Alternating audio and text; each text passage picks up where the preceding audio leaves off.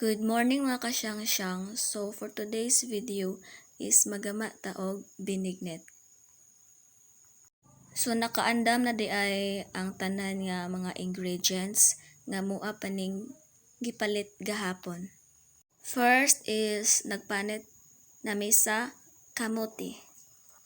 So nitabang dai ko ani kay mukaon baya ta. So mutabang jud ta.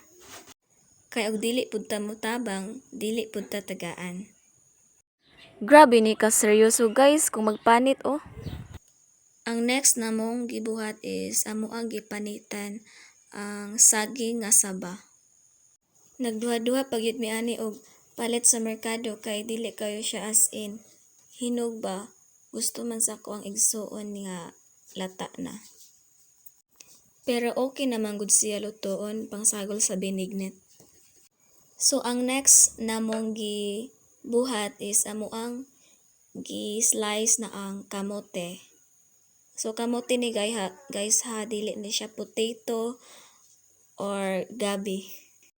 Basin bag makaingon mo og potato ni kay tungod sa color niya og sa iyang porma.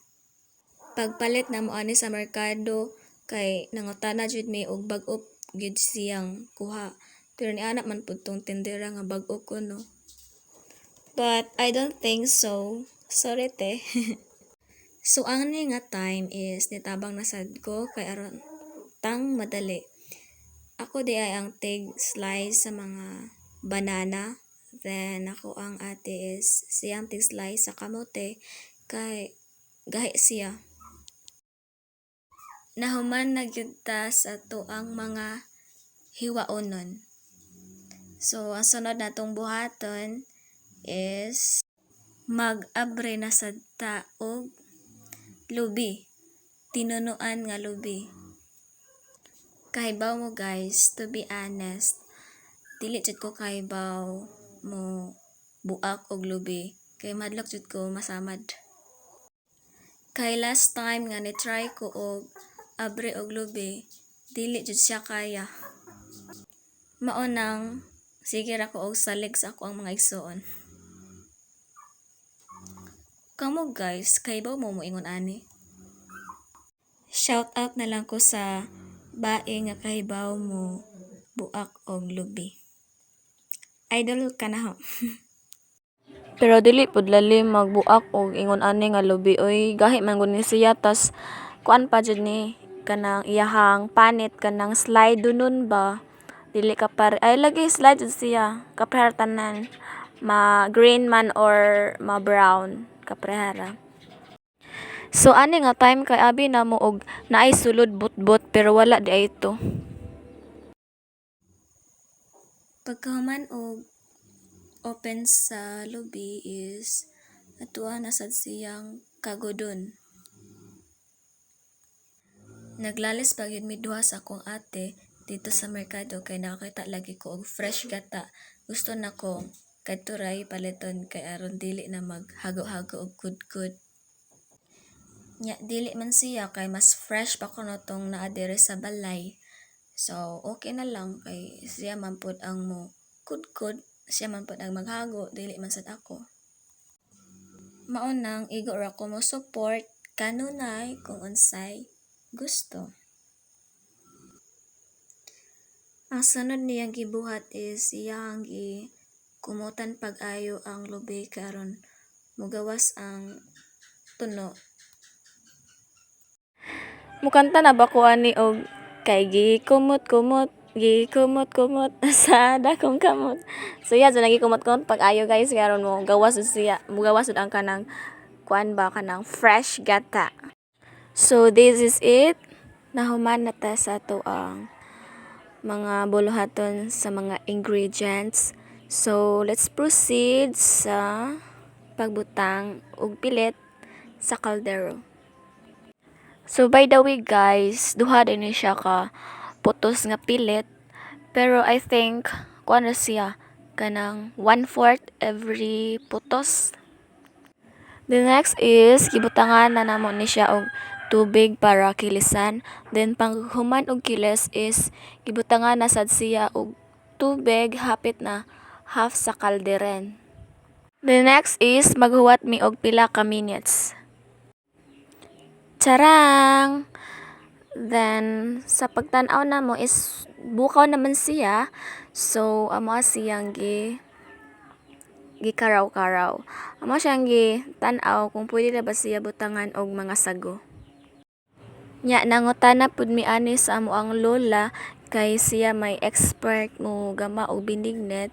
Nangutana may og pwede na ba siya butangan og landang.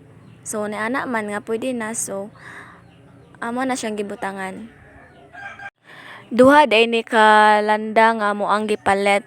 Duha ka putos.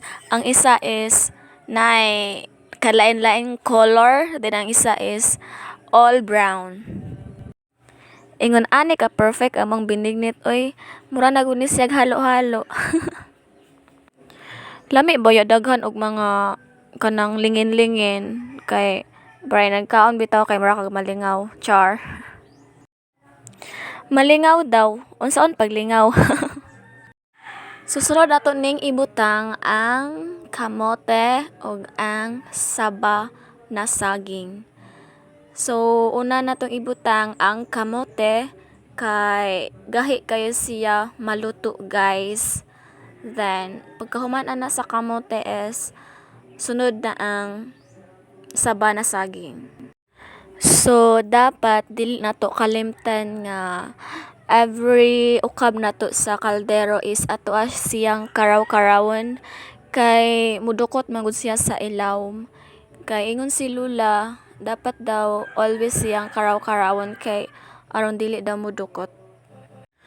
Pero grabe guys, uy, di jud lali magluto og binignit kay init kaayo. Pero igo raman ko ani nag video. So, ang akong ate ani mo, maoy na intan siya tinaman. So, di ara guys, ato magbutang na ta sa tinunuan nga fresh gata. Fresh gata nga gikan sa balay nga gikudkud. Pagkahuman ana og butang sa fresh gata nga gikan sa balay nga gikudkud, ato asad siyang karaw-karawon before ta magbutang sa kamay. Mao ni ang kamay nga duha sad siya ka putos. Kay ang isa ka putos is 1/4. So dili siya kaigo. Mo nga mo na lang gid duha kay gamay raman siya. Ang kainit sa among giluto kay nisabay siya sa kainit sa panahon guys. So nahuman na namo og butang tanan ingredients. So atoan na ni siyang huwaton nga maluto. I'm so excited.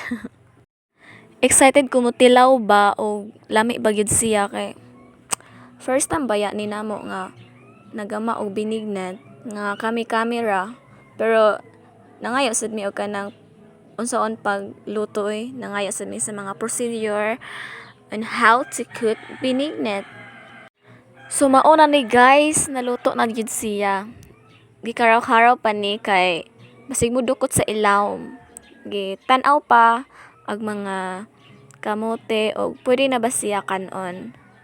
Then, I think pwede naman siya. So, atoan na ni siyang haonon. Yay!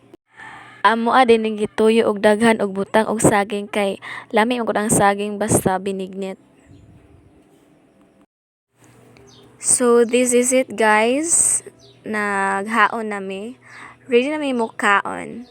Ready na mi mo tilaw sa mo ang ginama. Char! So, dali na mo guys. Mga on ta. O ba ni sa mi sa pagkaon? O, diba? Ug mga on with chika-chika gyud na. Pero, lami man po siya guys. Lami na lang. Char! Lami man gyud siya. Pero, thank you guys. Dili ra tataman. So, thank you for watching.